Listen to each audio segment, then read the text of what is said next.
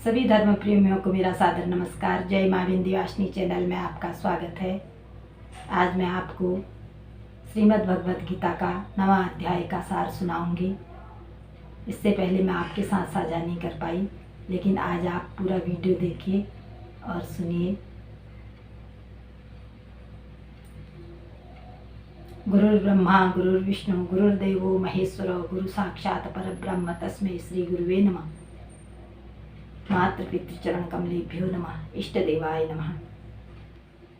शांताकारं भुजगशयनं पद्मनाभं सुरेशं विश्वाधारं गगनसदृशं मेघवर्णं शुभांगं लक्ष्मीकान्तं कमलनयनं योगिविरध्यानगम्यं वन्दे विष्णुं भवभयहरणं सर्वलोकैकनाथं विष्णवे नमः। परमात्मने नमः।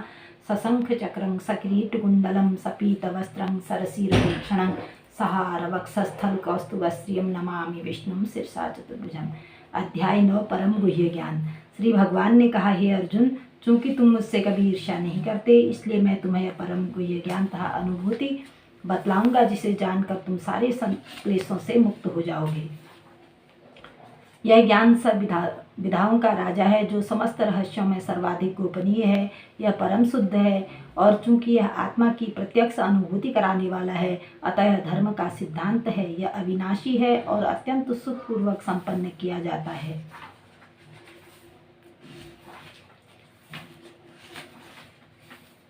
हे परंतप, जो लोग भक्ति में श्रद्धा नहीं रखते, वे मुझे प्राप्त नहीं कर पाते। अतः वे इस भौतिक जगत में जन्म मृत्यु के मार्ग पर वापस आते रहते हैं। यह संपूर्ण जगत मेरे अव्यक्त रूप द्वारा व्याप्त है।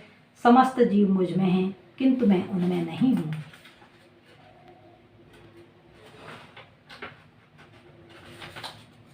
तथापि मेरे द्वारा उत्पन्न सारी वस्तुएं मुझ में स्थित नहीं रहती।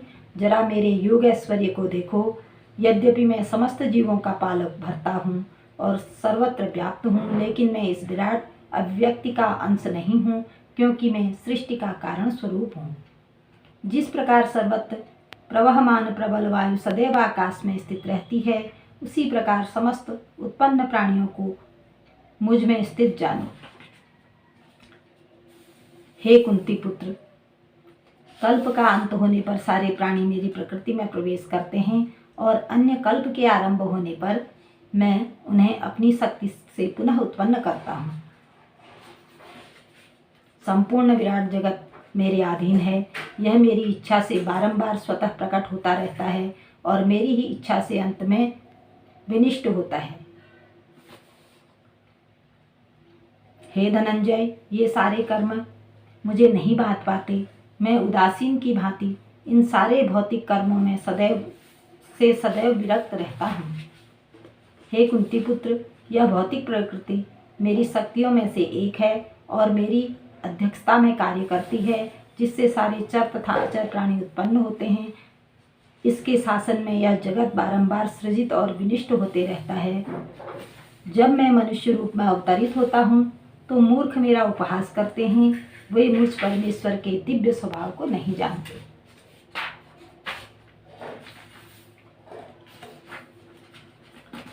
जो लोग इस प्रकार मोहग्रस्त होते हैं, वे आसुरी तथा नास्तिक विचारों के प्रति आकृष्ट रहते हैं। इस मोहग्रस्त अवस्था में उनकी मुक्ति आशा, उनके सकाम कर्म तथा ज्ञान का अनुशीलन सभी निष्फल हो जाता है। महात्मानस्तु मा पार्थ दैवी प्रकृतिमाश्रिता भजन्त्यन्य मनसो ज्ञात्वा भूतादिमव्यम। हे पार्थ, मोह मुक्त महात्मा जन दैवी प्रकृति के संरक्षण में रहते हैं। वे पूर्णतः भक्ति में निमग्न रहते हैं, क्योंकि वे मुझे आदि तथा अविनाशी भगवान के रूप में जानते हैं। हे महात्मा, मेरी महिमा का नित्य कीर्तन करते हुए, दृढ़ संकल्प के साथ प्रयास करते हुए, मुझे नमस्कार करते हुए भक्ति भाव से निरंतर मेरी पूजा करते हैं। अन्य लोग जो ज्ञान के अनुशीलन द्वारा यज्ञ में लगे रहते हैं, वे भगवान की पूजा करके अद्वैय रूप में, विविध रूपों में तथा विश्व रूप में करते हैं। किंतु मैं ही कर्मकांड, मैं ही यज्ञ, पितरों को दिया जाने वाला तर्पण, औषधि, दिव्य ध्वनि, घी, मंत्र, घी, अग्नि तथा आहुति, इस ब्रह्मांड का पिता माता, आश्रय तथा पितामह हूँ। मैं ज्ञेय, जानने योग्य, शुद्धिकर्ता तथा ओंकार हूँ। मैं ऋग्वेद, सामवेद तथा यजुर्वेद भी हूँ।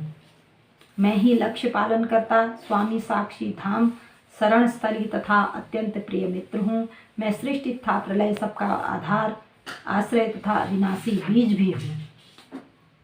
हे अर्जुन, मैं ही ताप प्रदान करता हूँ, वर्षा को रोकता तथा लाता हूँ।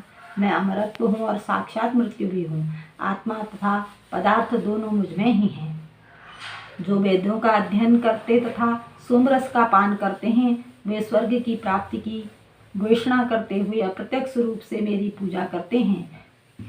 वे पाप कर्मों से शुद्ध होकर इंद्र के पवित्र स्वर्गिक धर्म में जन्म लेते हैं, जहाँ वे देवताओं का जैसा आनंद भोगते हैं। इस प्रकार जब वे विस्तृत स्वर्गिक इंद्रिय सुख को भोग लेते हैं और उनके पुण्य कर्मों के फल क्षीण हो जाते हैं, तो वे इस मृत्युलोक में पुनः लौट आते हैं। इस प्रकार वे तीनों वेदों सिद्धांतों में दृढ़ रहकर इंद्रिय सुख की घोषणा करते हैं। उन्हें जन्म मृत्यु का चक्कर ही मिल पाता है।